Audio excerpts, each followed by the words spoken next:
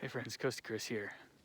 So I'm hiking in Blue Mountains State Park in Wisconsin, and if you can listen, I don't know if you can hear it, but there's a woodpecker. It is just going.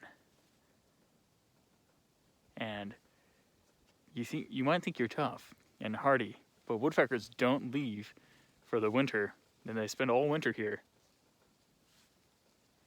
He's really going. And you're never going to be woodpecker tough, because that is a tough bird.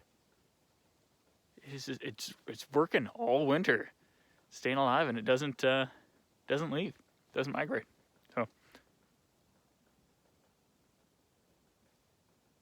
it's fascinating. All right, see you later. Coast to Chris out.